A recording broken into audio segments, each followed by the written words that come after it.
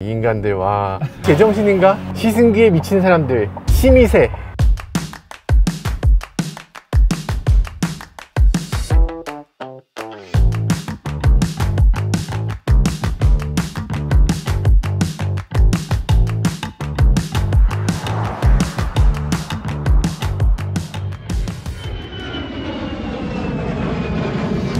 제 백은 여기 있네요. 짐들이 막 아주 그냥 이것이 아메리카. 뭐가 이렇게 많지? 이득이다. 어디가? 아주 태워가.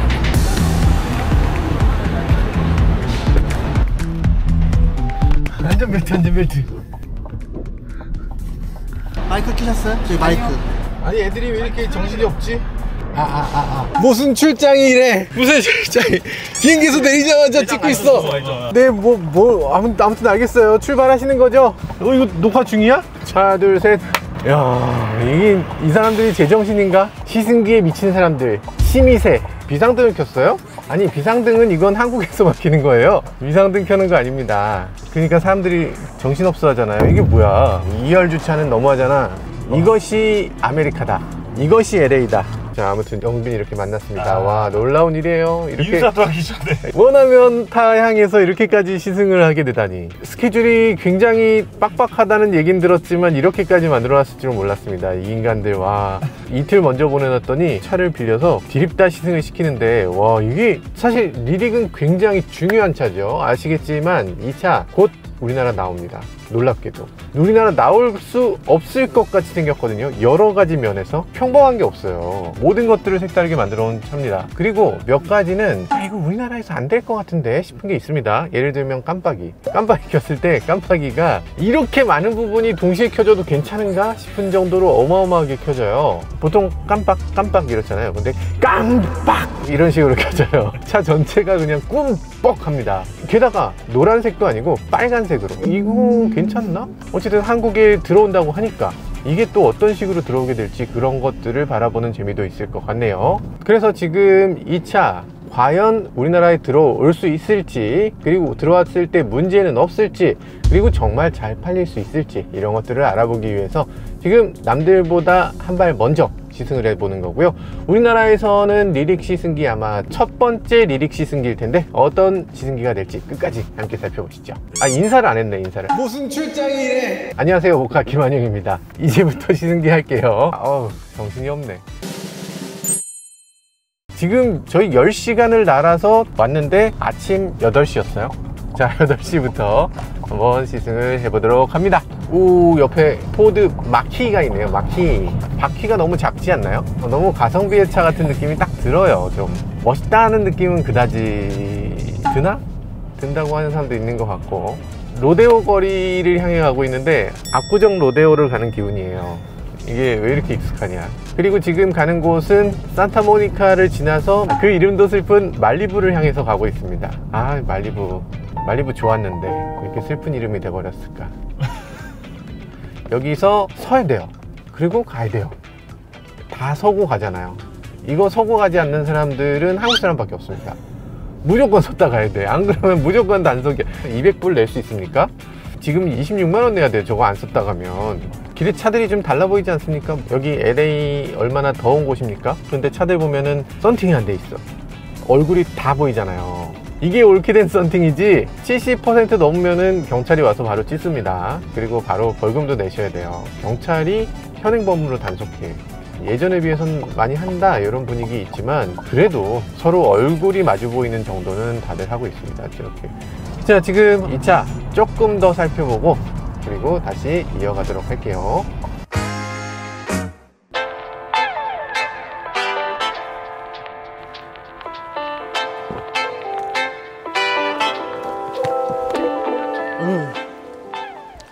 일단 운전한 느낌을 먼저 살짝 살펴봤는데 실제로 이 차에는 더 주목해서 봐야 될 것들이 여러 가지 있습니다. 외관부터 살펴봤을 때 외관, 그릴부터 굉장히 독특하잖아요. 와, 저는 이게 요 파트랑 요 파트가 두 개로 나눠져 있는 건 줄 알았어요. 근데 이 덩어리가 하나네. 요 앞에 사실 그릴은 필요가 없잖아요. 더 이상 그릴이 없는데도 불구하고 여기 이렇게 그릴의 형태처럼 만들어 놓은 게 아주 독특합니다. 그리고 요즘 전기차답게 요 그릴을 그냥 놔두질 않았어요. 요거 밤이 되면 여기 불이 이렇게 쫙 들어옵니다. 그리고 여기 요 위에 보면 이런 식으로 있는데 요거 산타페라든지 투싼이라든지 이런 차에서 봤던 그런 램프 같이 보이잖아요. 근데 DRL이 아닙니다. DRL은 요거예요. 헤드램프 여기 있습니다. 이거 EV9이나 현대기아 베낀 거 아니냐 이러실 수도 있는데 사실 그렇진 않죠. 요런 세로 램프 이렇게 보석같이 빛나는 거 요거 캐딜락이 먼저 한 거죠. 캐딜락 에스컬레이드에서 봤던 그런 램프잖아요. 그 램프를 이렇게 가져와 놓고 있는 걸 볼 수 있습니다. 요건 그럼 뭐냐, 여긴 깜빡이고요. 평소엔 요거밖에 안 들어와요. 상향등, 네, 이런 식으로 켜집니다. 그래서 굉장히 화려하고 굉장히 멋지고 굉장히 캐딜락적입니다. 그런데 거기다가 굉장히 지나치다 싶을 정도로 많은 것들을 꾸며놨는데 그런 것들도 꽤 멋지게 잘 어우러지도록 만들어 놨네요. 실제로 굉장히 화려하지만 그게 지나치지 않게끔 만드는 거, 그게 또 대단한 디자인이라는 생각이 들어요. 외관에서 봤을 때 또 이런 것들도 있습니다. 뒤편에서 보면 램프가 이런 식으로, 야, 굉장히 특이한데요. 깜빡이가 너무 낮아서 싫어요 라는 분들 계시잖아요. 깜빡이가 밑에 범퍼에 있으면 어떻게 해요 라는 분 계신데, 깜빡이가 요겁니다. 그리고 깜빡이가 요게 다가 아니죠. 여기까지, 요게 다 깜빡이에요. 이야, 이게 램프가 이렇게까지 길고 멋있는 램프가 여기 달려있는 것도 굉장히 독특하네요. 그리고 여기 보면 브레이크 램프는 또 이런 식으로 생겨 있습니다. 뿅! 야, 이거 너무 특이한데? 뭐 하나 특이하지 않은 게 없네. 다 특이하네. 신기합니다. 신기해요. 짠! 캐딜락 엠블럼을 누르면 열린다, 이렇게 돼 있어요. 그리고 열어보면 넉넉한 공간이 나오고요. 그리고 여기 보면 요 아래쪽에 매트, 지금 이거는 매트를 추가로 장착하셔서 그렇고 실제로는 이렇게 밑에 수납 공간이 하나 더 있습니다. 그래서 이렇게 당기게 돼 있어요. 보통 요게 올라오잖아요. 근데 그게 아니라 집어넣게 돼 있어. 이럴 거면 왜 크롬으로 했지? 수납할 수 있는 공간이 제공이 되고 있고요. 그리고 여기 보면 뭐가 있는 거지? 220V에 꽂을 수 있는 이 완속 충전기입니다. 아무튼 그렇습니다. 자, 그러면 이동해야 되겠군요.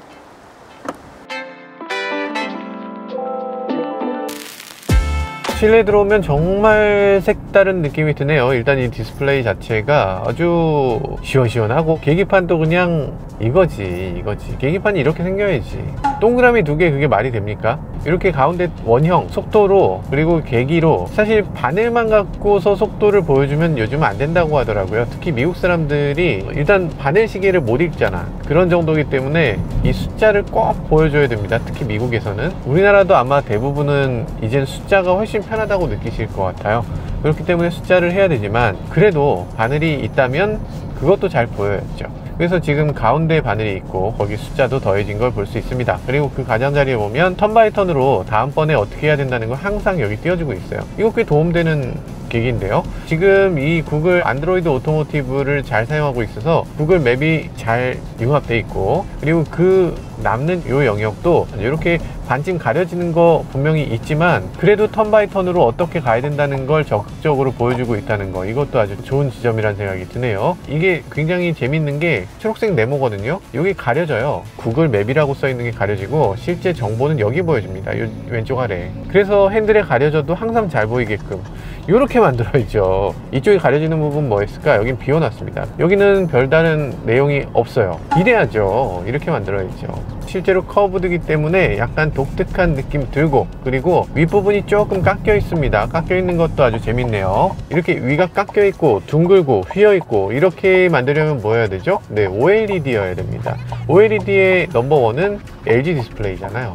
그러다 보니까 이 LG 디스플레이를 여기에 사용하고 있는데요. 이 사람들 이거 한국 기업이 없으면 차를 못 만들겠어. 그리고 이 차의 배터리 LG 얼티엄 셀즈 배터리입니다. 무려 102kWh 배터리를 사용하고 있어요. GM과 LG의 밀월 관계가 정말 대단하다는 생각이 들어요. 정말 사이좋게 대단한 일들을 함께 해나가는 것 같아요.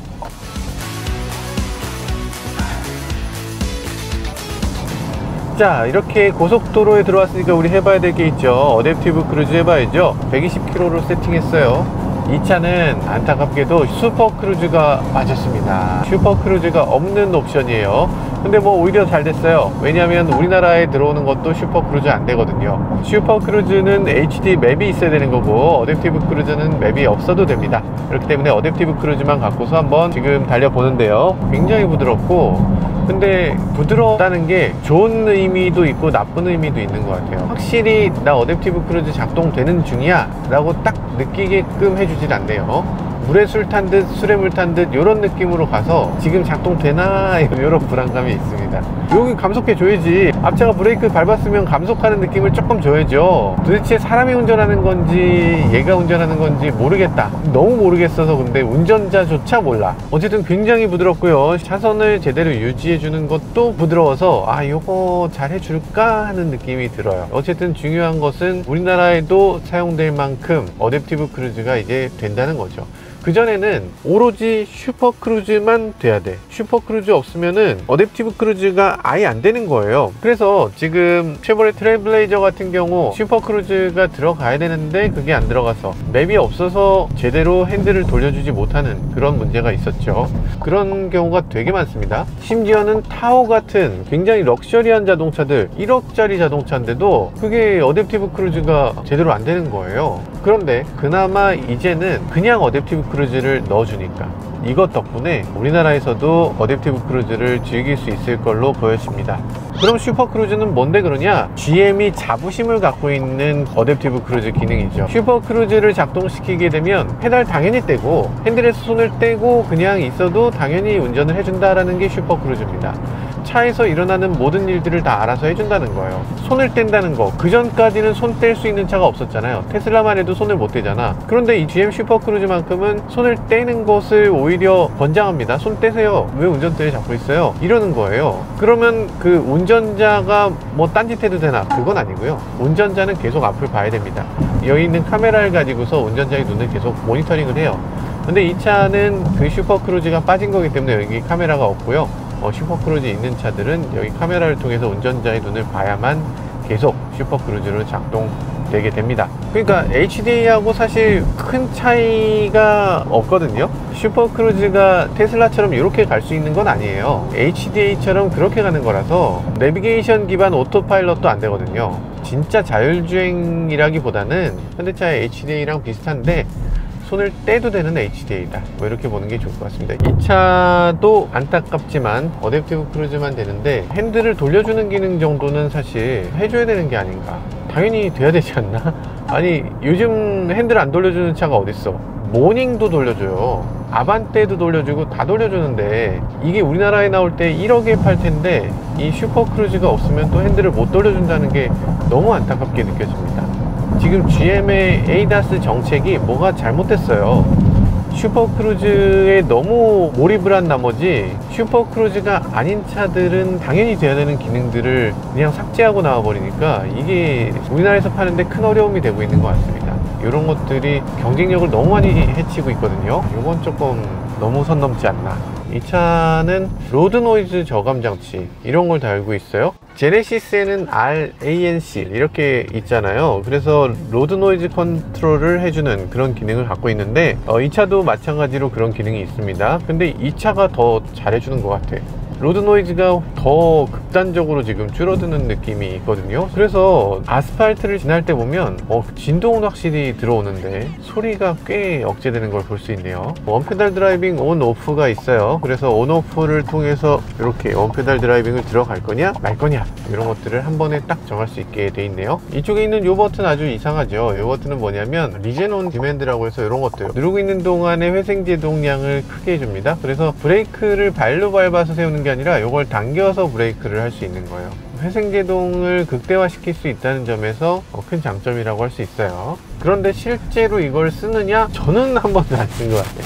어쨌든 지금 이런 기능이 있다. 지금 주행 중이어서 안 되는데 이 차에는 발렛 모드, 틴 드라이버 이렇게 두 가지의 모드를 제공해 주고 있어요. 내가 비밀번호를 입력하면 그 비밀번호를 다시 입력할 때까지는 출력을 제한하고 최고속도도 제한하고 등등등을 제한해 줍니다. 그러니까 안전운전을 할 수 있게 도와준다는 거죠. 어떨 때 필요하겠어요? 자기 집에 애가 차 몰고 나갈 때 애한테 차키를 주긴 주는데 디립다 밟는 거는 내가 원치 않는다는 거죠. 야 살살 타라 말하면 살살 탑니까? 10대가? 그러니까 차를 내줄 때는 살살 탈 수밖에 없게 하는 제약을 주는 거예요. 근데 그런 것들 사실 틴 드라이버한테만 필요한 게 아니겠죠. 지금 미국에서는 노인 운전자에 대해서 그렇게까지 신경을 안 쓰는 것 같은데 미국과 달리 우리나라는 초고령 사회니까 우린 틴 드라이버보다 더 위험한 게 노령 운전자입니다. 그래서 고령 운전자한테 제공할 때도 이렇게 제약을 줄 수 있도록 하는 기능이 굉장히 필요한 것 같아요. 그리고 우리나라 발렛도 굉장히 많잖아요. 발렛 파킹을 할 때도 이 사람들이 막 방방 밟고 다니는 거 원치 않는다는 말이죠. 그리고 콘솔 박스에서 꺼낼 수 있는 상황, 트렁크를 열어서 거기서 뭘 꺼낼 수 있는 상황, 이런 것들을 막아주기 위해서도 발렛 모드는 꼭 필요합니다. 동네 너무 예쁘네요. 네, 또 이동해 왔습니다. 저희 계속 이동하면서 찍어야 되기 때문에 이렇게 자꾸 장소가 바뀌는 거 죄송해요. 근데 주차장에 와서 보니까 더 독특하네. 정말 특이한데요. 다른 어떤 차하고도 닮지 않았잖아요. 완전히 다른 색다른 느낌의 자동차. 그런데 이런 것들도 굉장히 독특하죠. 이전에는 버튼을 누르면 문이 살짝 열리는 타입, 그래서 여기서 잡아당기는 타입으로 만들어져 있었는데, 근데 그게 없어지고 이렇게 플러시 타입으로 바뀌었네요. 약간 섭섭하기도 하다. 아마 높은 옵션에는 그게 있는 것 같아요. 낮은 옵션 이렇게 플러시 타입으로 나와 있는 것 같습니다. 거의 테슬라를 대놓고 베꼈다, 이런 느낌이 드는 형태로 만들어져 있어요. 그죠?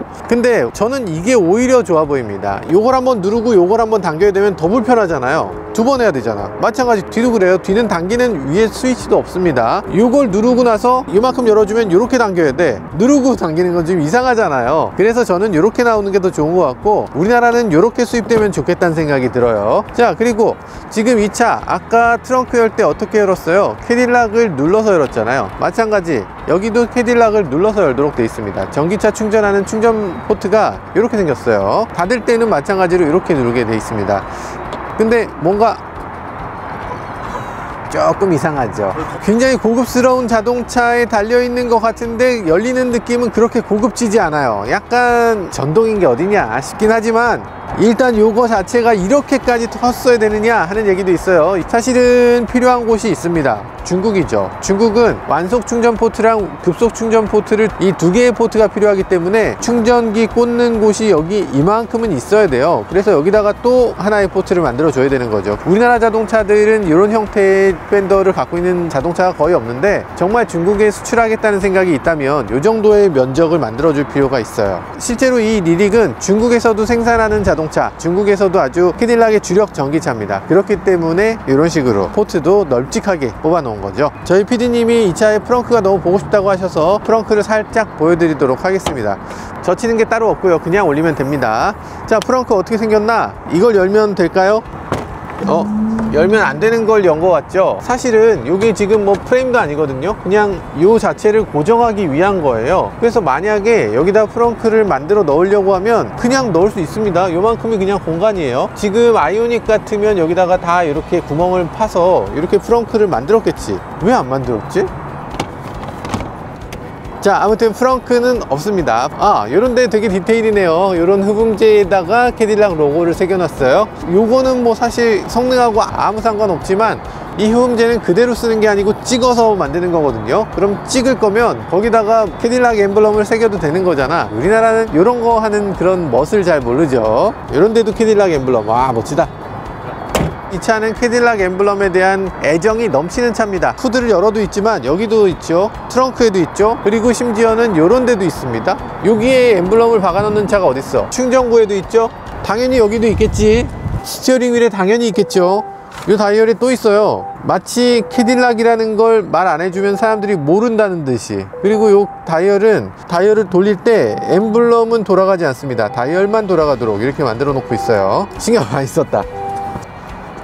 휠도 되게 멋지지 않나? 단단해 보이는 그런 알로이 휠을 갖고 있고, 투톤으로 이 안쪽에 별도 부품을 이용해서 안쪽에다가 별도로 하나하나 끼워 넣은 걸 볼 수 있네요. 이걸 끼워 넣었을 때 공력이 좀 더 향상될 수 있는 부분이 있겠죠. 그래서 이런 식으로 만든 것 같아요. 자, 그럼 안쪽을 한번 들어가 보도록 하죠.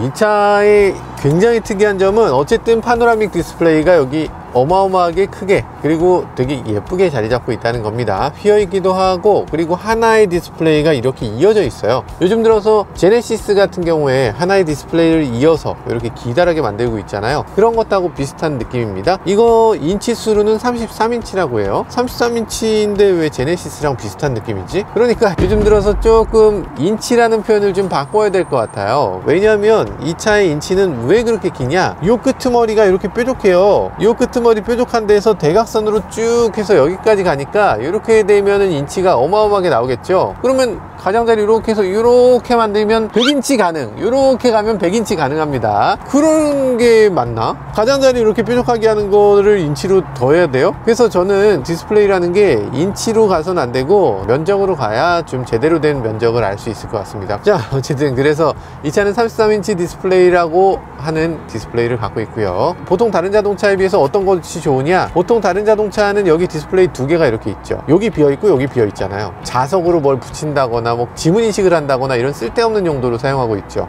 근데 여기까지 디스플레이로 사용한다는 겁니다. 그러면 쓸데없는 내용을 보여주는 디스플레이 아니냐 할 수 있는데, 아니 쓸데 있습니다. 꽤 나름대로 좋은 디스플레이예요. 터치도 되고요. 그리고 버튼 눌러서 여러가지 맵이나 이런 것들 세팅하는 것도 되고요. 뭐 굉장히 직관적이고 굉장히 버튼 눌렀을 때 빠릿빠릿하게 움직여집니다. 헤드램프라든지 이런 것들 조작하는 것도 이 안에 들어있어요. 그리고 여기도 보면 이런 식으로 굉장히 터치 느낌이 좋고요. 뭐 맵이라든지 폰이라든지 구글 어시스턴트 같은 것들도 해줍니다. Hey Google, tell me the weather. Right now in Los Angeles, it's 56 degrees and sunny. 아니 여기 무려 56도래요. Give me a joke. What do you call a belt made of watches? A waste of time. 시계의 벨트는 뭐라고 하나요? 웨이스트 타임이라고 합니다.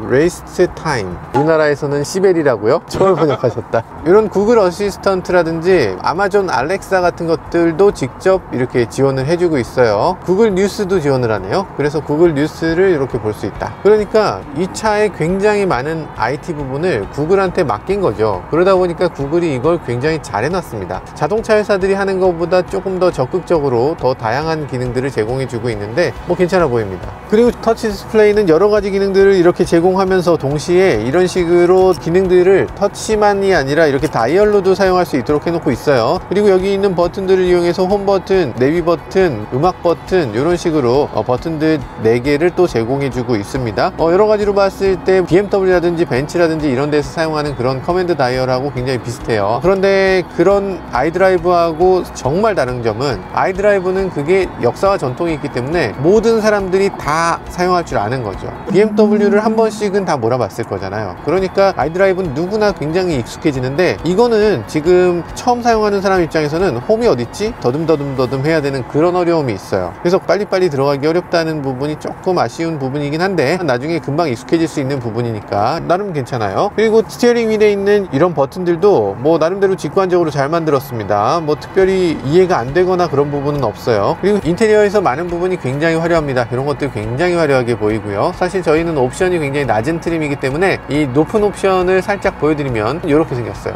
훨씬 낫죠.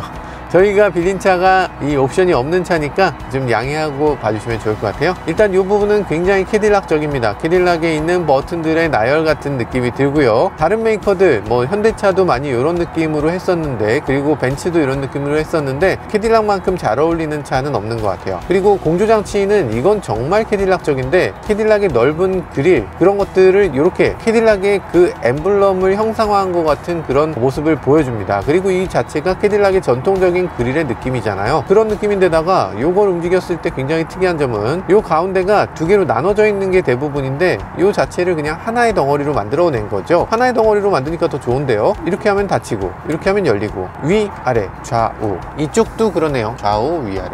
뭔가 굉장히 클래식하면서 굉장히 특이합니다. 이쪽에도 있고, 다이얼 같은 부분에 가장자리에 이렇게 깎아 놓은 게 그렇게 고급스럽다고 볼 수까지는 없는데, 어쨌든 같은 패턴을 여기저기다 넣다 보니까 이게 고급인가? 이런 생각이 들기도 해요. 이 다이얼 통일성이 이 볼륨 스위치에도 있고 커맨드 다이얼에도 있고 요 에어 벤트에도 있어요. 심지어는 핸들 리모컨에도 이 패턴을 그대로 사용합니다. 심지어는 여기도 들어있어요. 이 동그라미 요거 뭘까? 볼륨 다이얼처럼 생겼지만 네, 요추 받침대입니다. 요추 받침대를 조절하는 레버를 이렇게 다이얼 형태로 만들어 놨어요. 마치 돌아갈 것 같이. 그러니까 디자인 통일성을 위해서 이런 식으로 만들었는데 하여간 굉장히 특이한 느낌이긴 합니다. 시트 같은 경우는 이렇게 문짝에 시트 조절하는 레버가 있어서 이런 식으로 조절하게 돼 있는데, 시트에 뭐 굉장히 화려한 기술들을 넣진 않았지만 이걸 앉아보면은 편하다, 잘 만들었다, 이런 느낌이 드는 그런 시트죠. 꽤 푹신하기도 하고요. 그리고 이 차의 업그레이드 버전은 AKG 스피커를 달고 있는데 스피커를 19개 넣어 놓고 있습니다. 헤드레스트도 양쪽으로 스피커를 각각 갖고 있어요. 있어요. 사실 이 정도 차급에 있을 기능이 아닌데 라는 생각이 드는 그런 기능이기도 합니다. 물론 1억이 넘는다고 하면 좀 얘기가 다르지만 가격이 잘 나오기를 기대해 봅니다. 그리고 이 차에서 정말 놀라운 점 중에 하나는 수납 공간이에요. 잠깐만, 이거 EV6랑 똑같네? 상당히 많은 부분이 EV6를 떠올리게 합니다. 사실 EV6 같은 스타일이 정답일 수도 있어요. EV6 같으면 요거 좀 더 낮게 해서 더 많은 짐이 들어갈 것 같은데 이 정도에서 끝나는 게 조금 아쉽긴 합니다. 어쨌든 여기 수납 공간을 이런 식으로 크게 제공해 주는 면이 큰 장점이고요. 여기도 수납 공간이 있습니다.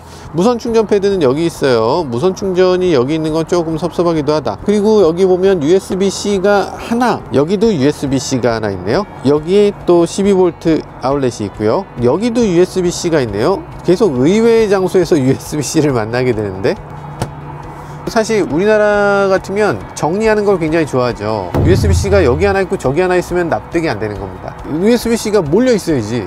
근데 생각해보면 USB 아울렛은 여러 곳에 나눠져 있어야 돼요. 여기 있을 때 여기다가 뭔가 넣을 수 있고, 여기 있을 때 여기다 뭔가 넣을 수 있고, 이런 식으로 여러 곳에 흩어져 있어야지 더 사용하기 편하거든요. 한 곳에다가 여러 개의 전자장비를 다 몰아놓는 경우는 오히려 별로 많지 않아요. 실제로 차를 많이 만들어 봤으니까, 그리고 USB를 정말 많이 필요로 하는 사람들이다 보니까 이런 식으로 하는 게 더 편하네 라고 생각했던 것 같아요. 정리는 좀 덜 돼 보이지만 기능적으로는 더 편리할 것 같아요. 그리고 수납 공간 얘기하다 말았는데, 원래는 여기도 하나 있습니다. 근데 지금 여기는 옵션에서 빠졌어요. 수납 공간이 옵션이야. 그리고 여기 있는 수납 공간은 이렇게 버튼을 눌러서 터치로 열게 돼 있습니다. 이건 발렛 파킹 모드에서는 열 수가 없도록 돼 있어요. 여기 그냥 스위치 달면 되는 거 아니냐 할 수도 있는데, 자물쇠를 또 달아줘야 돼요. 그럼 자물쇠를 달아서 발렛 파킹을 하거나 그럴 때 이 안에 물건을 훔쳐가지 않도록 그런 걸 또 만들어 줘야 되는데, 그거보다는 이걸로 해서 발렛 모드에서 열지 못하게 하는 게 낫지 않냐 라는 생각이겠죠. 그러다 보니까 요즘은 여기 있는 조수석 글로브 박스를 전자적으로 처리하는 메이커들이 많아지고 있습니다. 시트는 지금 가죽인데요, 천연 가죽은 아니고 저렴이 버전은 내자네요. 그리고 옆에 이렇게 직물을 살짝 더해 놓고 있는데, 요즘 들어서 이런 식으로 이 시트에 몸이 닿거나 오염될 수 있는 부분은 가죽이나 인조 가죽으로 하고, 그리고 옆에 이렇게 눈에 보이는 부분은 또 직물로 하는 이런 스타일이 요즘 유행하고 있는 것 같아요. 뭐 나름대로 조화로워서 좋아 보입니다. 근데 이 패턴이나 이런 것들은 우리나라에서는 그렇게 안 좋아할 것 같다는 생각이 들긴 하네요. 수납 공간 얘기하다가 하나 진짜 황당한 게 있어서요. 도어 포켓에 당연히 이렇게 음료 큰 거 넣을 수 있어요. 근데 거기다가 또 대단한 거는 이렇게 하면 이만큼이 더 들어가. 여기까지 들어가요. 여기까지. 와, 수납 공간 미치지 않았나? 이 안에 넣으면 꺼낼 수가 없어. 그래서 꺼내지 못할까봐 비타를 만들어 놨습니다. 그래서 여기다 넣으면 이렇게 밀려 나와요. 우리나라 차들도 이렇게 도어 포켓을 이렇게 좀 활용해 주면 좋을 것 같아요. 이 차에서 가장 중요한 건 뒷좌석일 겁니다. 왜냐하면 이 차의 휠 베이스는 팰리세이드보다도 길거든요. 얼마나 큰지 알아보기 위해 한번 들어가 보도록 하겠습니다. 문이 조금 더 열렸으면 좋겠는데 문짝 안쪽으로 많이 올라왔거든요. 그러면서 요거밖에 안 열리니까 드나들 때 지금 엔트리가 너무 작아요. 이게 지금 2뼘 반이거든? 좀 더 열려야죠. 가장 작은 부분을 보면 지금 2뼘이 안 되기 때문에 작게 느껴지시는 분이 계실 겁니다. 저는 괜찮아요.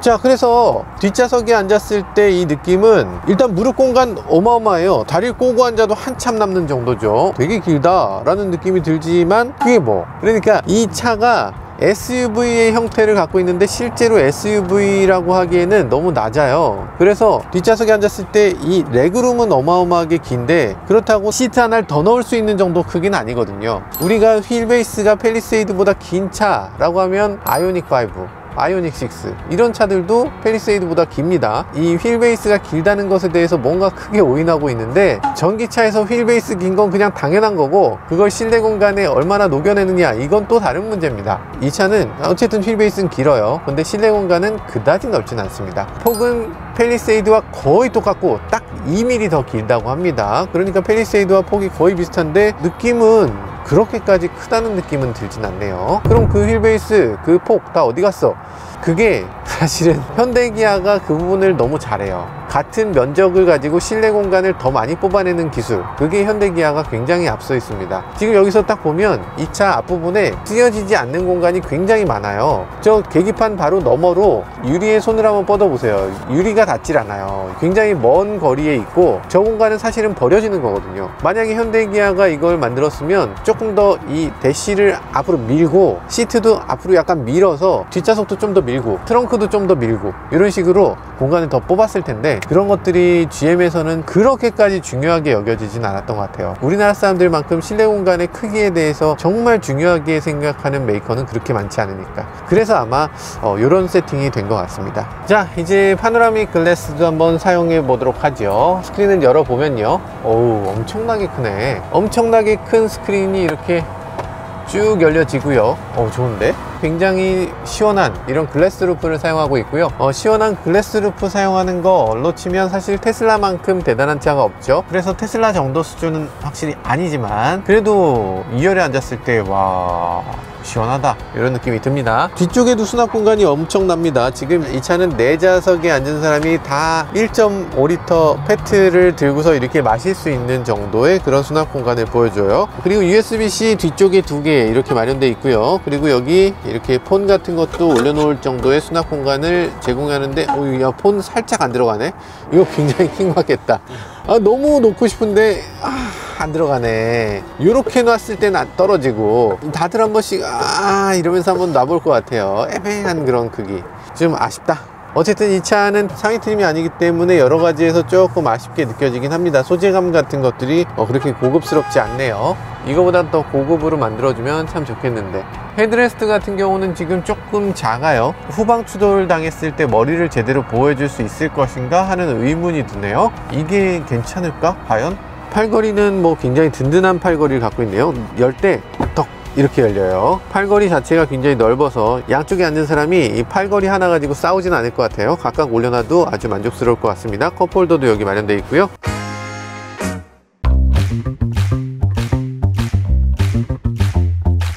그러면 다시 목적지 찍고서 이동하도록 하겠습니다. 베니스 블루바드. 아까 오타를 막 냈는데 오타를 내도 알아서 목적지를 안내해 주네요. 일단 구글이기 때문에 가능한 거죠. 구글 맵을 쓰고 구글의 기능들을 쓰고 구글의 검색도 쓰고 이 모든 것들을 다 씁니다. 이걸 구글 안드로이드 오토모티브라고 하는데, 애플은 카플레이라는 걸 하잖아요. 이 스마트폰에 있는 기능을 차에서 보여지게 하는 거. 그런데 구글이 접근하는 방식은 그게 아니라는 거죠. 자동차마다 구글 안드로이드 OS를 집어넣고 그 안드로이드 OS에 맞는 소프트웨어를 만들면, 그러면 그걸 사람들이 다 쉽게 사용할 수 있게 된다는 생각입니다. 실제로 그렇게 할 수밖에 없는 면도 있어요. 왜냐하면 안드로이드는 워낙이 제품들이 파편화되어 있어서 모든 제품에 다 걸맞는 제품을 만들어낼 수가 없는 거죠. 그러다 보니까 안드로이드 오토는 예전부터 호환성 문제가 계속 있어 왔고, 그 호환성 문제를 해결하다 그냥 차에다가 OS를 깔아. 차에서 작동되면 오히려 더 좋잖아 라는 거죠. 네, 그런 식으로 만들어져서 지금 안드로이드 굉장히 잘 작동되고 있고요. 웹을 누르게 되면 이런 것들도 됩니다. 이 지도 계기판에서도 보여지게 할 수 있잖아요. 딴 거 다 필요 없고 난 지도만 보여줬으면 좋겠어 라는 경우에 이렇게 보면 됩니다. 속도는 나와요. 그리고 필요한 정보도 아래쪽에 나옵니다. 지금 현대기아는 이렇게 할 수가 없죠. 왜냐하면 필요한 정보가 중간에 막 꽂혀 있으니까. 근데 정보를 잘 이렇게 배치를 하고 나면 아랫부분에만 정보를 집어넣고 나머지 부분을 이렇게 다양한 용도로 사용할 수 있게 되는 거죠. 지금 왼쪽에 있는 이런 버튼들이 여러 가지 버튼들을 사용할 수 있도록 해놨습니다. 이렇게 터치 스크린을 통해서 에너지, 게이지, 맵, 클린, 완전히 다른 계기를 볼 수 있어서 이런 것들도 아주 재미있는 지점이라는 생각이 들어요. 잘 만들었죠. 네, 이런 인터페이스로 나와줘야죠. 시선을 딱 고정시켜 줄 수 있게. 이 차는 우리나라 환경부에서도 인증을 받았습니다. 인증거리 무려 468km예요. 야, 씨, 468km 진짜 그게 되나? 이런 생각이 들기도 합니다. 일단 이 차는 102kWh라고 하는 어마어마한 양의 배터리를 싣고 있죠. 그리고 전비가 꽤 좋도록 세팅되어 있기도 하고요. 트립을 눌렀을 때 평균 전비 같은 걸 보여주는 계기도 있는데요. 킬로와트 시당 4.8km를 가고 있습니다. 그러면 지금 전비가 그렇게 좋은 거라고 볼 수 없는데 이걸로 어떻게 468km를 어떻게 이 정도 전비로 받아냈죠? 이상한데? 지금 4.6km니까 이게 100kW 시다 생각하면 460km 정도예요. 근데 공인연비는 아시겠지만 굉장히 가혹하게 가속 감속을 해야 되고 그리고 마지막에 0.3을 또 제외해야 되거든요. 그러니까 어지간한 차들 여기서 5km 넘게 한 6, 7km 나오는 차들도 5km를 못 넘는데 보통은 배터리가 너무 많이 102kW가 어쨌든 들어가 있으니까. 아니 102kW 짜리 차가 꽤 있어요. EQS도 100km잖아요. EV9도 99.8kW고 iX하고 비교해도 그렇고, 그러면은 지금 이게 배터리가 높은 편이긴 하지만 그렇게까지 높은 것도 아닌데 어쨌든 실제 주행거리보다 좀 더 잘 나오는 것 같다. 전비가 나온 것을 놓고 봤을 때는 이 차로 어지간한 분들은 468km 야 요거 달성하기 만만치 않겠다 그런 생각이 들어요. 근데 이 차의 더 놀라운 점은 저온 주행거리인데요, 284km에 불과합니다. 적어도 너무 적잖아요. 이거 상온 주행거리의 40%가 감소되는 거는 선 넘지. 사실 그 정도면 우리나라에서는 전기차로 쳐주지도 않아요. 보조금을 아예 안 줍니다. 저온 주행거리가 40%나 떨어지면 보조금 못 주지. 그래서 지금 이 차는 만약에 가격이 싸도 보조금을 받을 수가 없는데, 불행인지 다행인지 1억 넘는 가격에 국내에 들어온다는 소문이 있어요. 1억이 넘으면 어차피 보조금을 못 받는 가격대인 거죠. 어차피 못 받을 거 굳이 겨울철 주행거리를 잘 받아야 된다 이런 생각을 하지 않는 것 같아요. 근데 그것도 있는데 애초에 상온 주행거리랑 겨울 주행거리는 왜 이렇게까지 차이가 나나, 진짜로 이 차가 40%나 더 나빠지는 걸까 라고 보면 그렇지는 않을 겁니다. 상온 주행거리는 미국에서 테스트한 걸로 가름을 했고, 근데 겨울 주행거리는 미국에서 테스트를 안 하거든요. 그러니까 그거를 새롭게 테스트를 해보니까 이 한국의 빡센 테스트로는 도저히 그런 수치가 나오질 않는 거죠. 이게 미국 차들이 다 이런 문제가 있는데 글쎄요, 어떤 식으로 앞으로 해결이 될지 모르겠네요. 이 차의 모델명은 450입니다. 뒤쪽에 보면 450이라는 배지가 있잖아요. 도대체 뭐가 450이야? 배기량이야? 배기량 아니잖아요. 토크입니다. 토크가 450Nm라서 450이에요. 야, 토크를 갖고 이름을 붙인다고? 참 특이하다. 이 차는 450이고 이 차보다 힘이 더 강력한 차는 650입니다. 650Nm란 얘기죠. 그래서 이 450 같은 경우는 후륜구동이에요. 후륜구동이다 보니까 달리는 느낌은 340마력을 내기 때문에 EV6하고 비슷한 정도의 출력이거든요. 그래서 EV6 정도의 출력으로 달리는 자동차, 나쁘지 않습니다. 자, 그래서 340마력 밟아보겠습니다. 뭐 굉장히 잘 나간다까지는 아니에요. 나쁘진 않은 느낌. 좋은데요. 근데 이 느낌이 사실은 좀 섭섭하기도 합니다. 왜냐면 다 비슷해. 테슬라 모델 Y하고도 비슷하고 우리 회사 EV6하고도 비슷하고 다 비슷비슷합니다. 예전에 가솔린 자동차 시대에는 BMW와 벤츠를 밟아봤을 때 둘이 비슷하다는 느낌은 별로 안 들었어요. 완전히 다른 느낌의 자동차. 그렇지만 지금 전기차 시대에 와서는 차들이 점점 비슷해져서 이게 조금 섭섭하게 느껴지긴 합니다. 이 차는 럭셔리카인데 럭셔리카로 만들었을 때는 뭔가 다른 차하고 구별되는 느낌을 만들어내 줘야 되지 않나 그런 생각이 들어요. 일단 완전히 새로운 탈 것 같은 느낌이 드는 외관에 비해서는 실내 주행 감각이나 뭐 가속 느낌이나 이런 것들이 정말 획기적으로 다르게 좋은 게 아니라 그냥 기존에 누구나 추구하던 그 방향의 자동차를 조금 더 잘 만들었다? 이 정도의 차이라서 이걸 1억 넘는 돈 주고 사야 된다면 그땐 얘기가 좀 달라질 것 같아요. 그렇지만 우리나라에 나오는 리릭은 이 차와는 사뭇 다르죠. 무려 500마력이나 됩니다. 앞뒤로 모터가 하나씩 듀얼 모터고요. 그래서 500마력이면은 아이오닉 5N이나 EV6 GT가 500마력대, 600마력대잖아요. 그러니까 그런 것하고 비교했을 때도 손색이 없는 그런 엄청난 퍼포먼스의 자동차가 되지 않을까, 그런 생각도 들어요. 그럼에도 차체가 굉장히 크기 때문에 500마력의 출력을 가지고도 시속 100km까지 가속 시간은 4.5초가 걸린다고 합니다. 생각보다 긴데?